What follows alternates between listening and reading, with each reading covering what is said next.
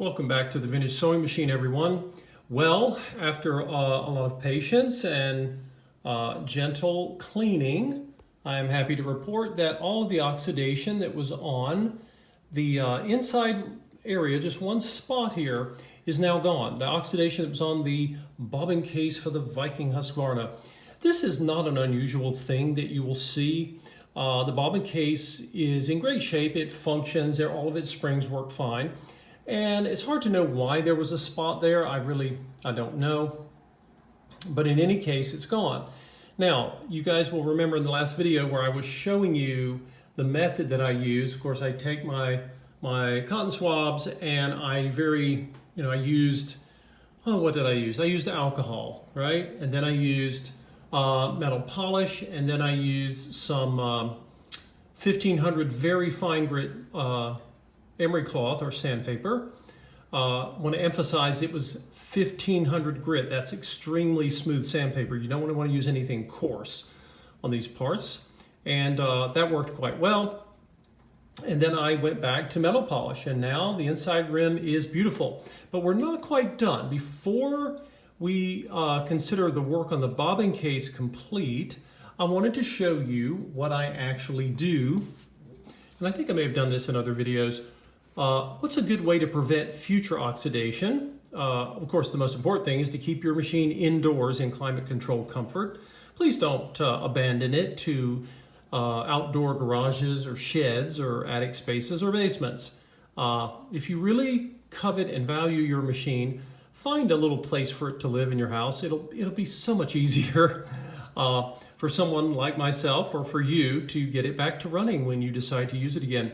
So what do? As I mentioned before, I used a very tiny and controlled amount of metal polish on the inside rim, and only because I could get to this spot, let's zoom in for you guys, I could get to this spot without getting wax or polish in any of the rest of the bobbin case, which you do not want.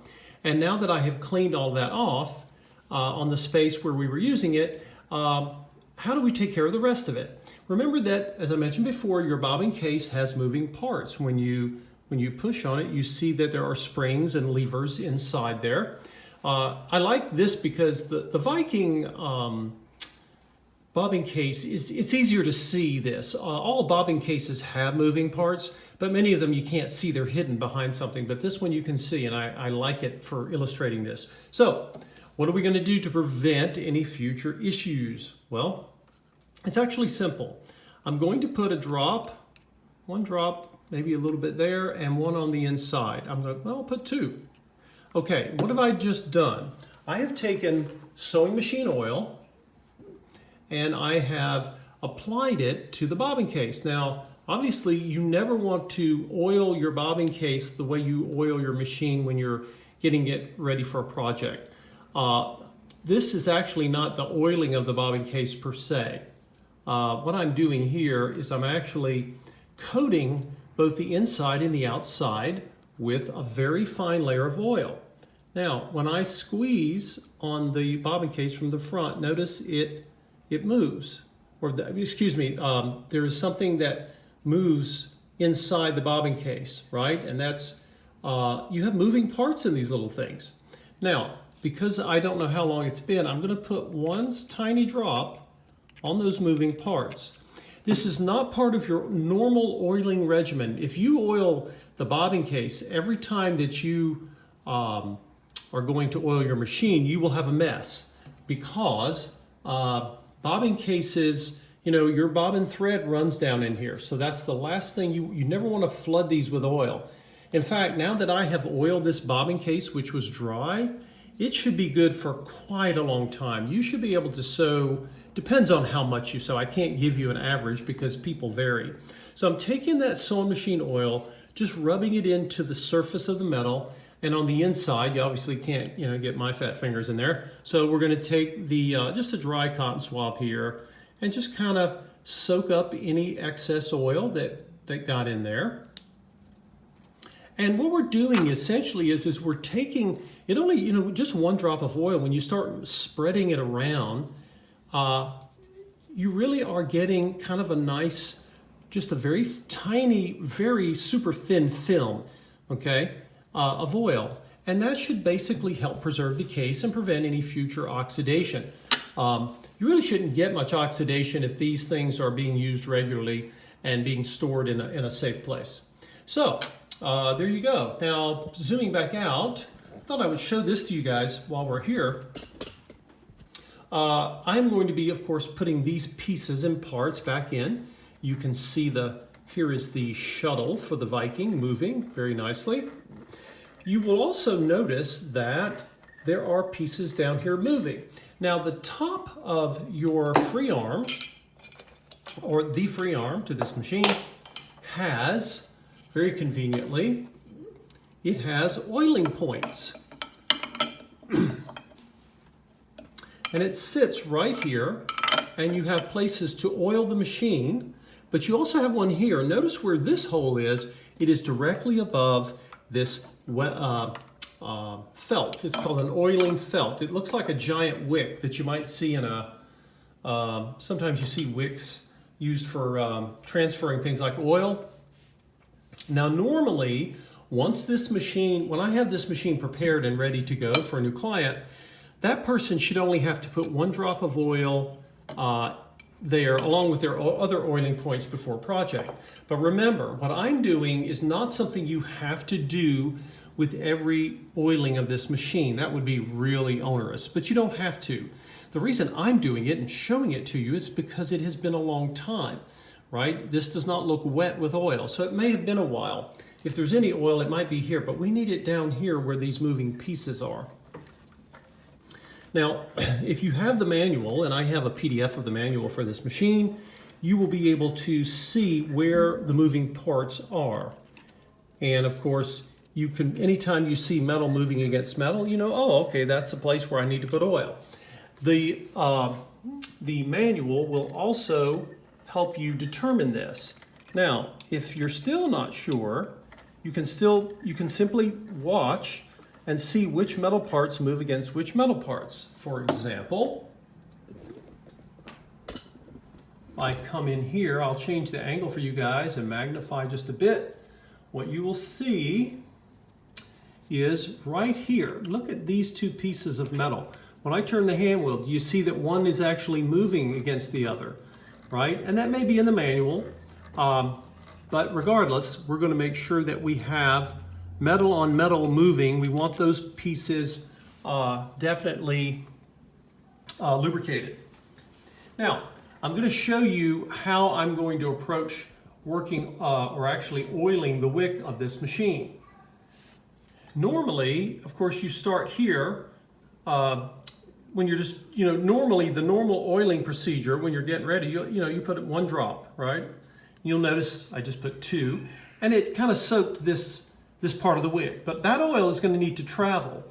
You can assume that a machine that has not been used for a long time is rather dry, okay? So what am I doing? I'm going to go ahead and just really fill the wick up with oil.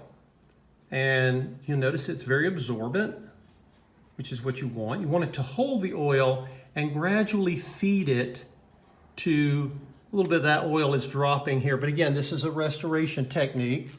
And before I do that, I want to make sure that I'm not confusing my wick with any kind of dust or thread that might have been hiding in there. Sewing lint and thread is always, it always wants to try to hide on you sometimes. So this is what I'm doing, guys. I'm basically soaking the wick. And once this is done, remember, this is part of an overhaul process for this machine. But once this has been done, normal oiling of the machine, which is going to basically be 1 drop, is all you're going to need. But the reason I'm flooding this is because we're basically tuning the machine, right? We're getting it ready to function, properly again. And it may have been a very long time since that happened, and we want to ensure that we are doing everything we can to get this oiled properly.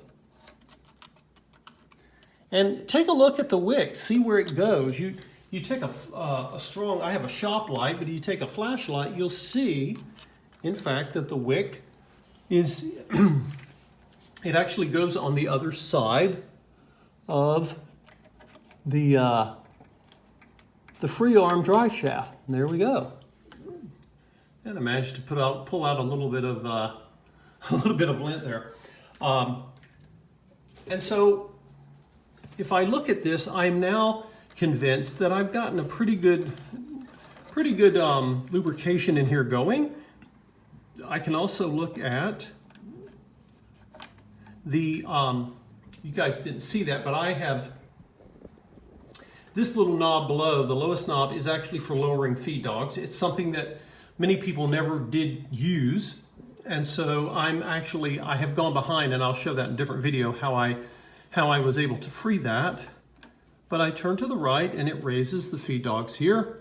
If you look at the feed dog, keep your eyes there. As soon as I lower it, it lowers. And you want to make sure that that function is actually moving.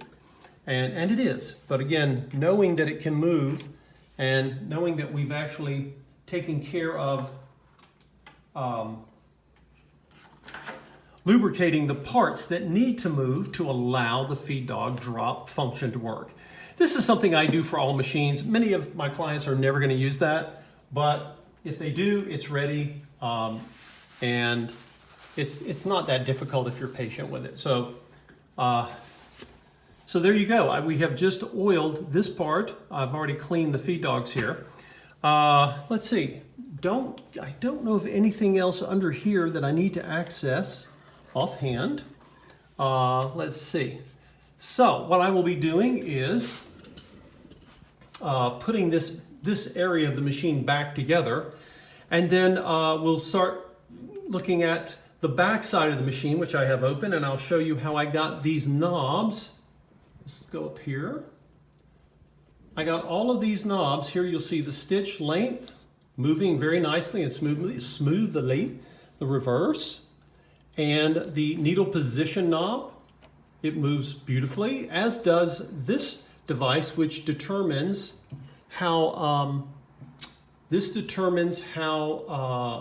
which decorative stitches are chosen. And then of course I have the zigzag knob. All of these knobs, I think except for one, were stuck when I got the machine, and it's common. There was nothing wrong, it wasn't broken, but again, I had to basically go in here and get behind those knobs, and I'll show you how I did that in a upcoming video. Thanks for watching, everybody. I will try to break these videos up into little pieces so you're not stuck watching a very long one, but wanted to show you some of why these details matter, why it was important to take this off and clean it. This is, again, not part of normal maintenance. This was an overhaul. When this shuttle hook goes back inside, it's going to be ready to play with the bobbin case, and it's going to function really well because it was given service that was long overdue, and that's true for most vintage sewing machines. Take care, everyone, and we will see you in the next video.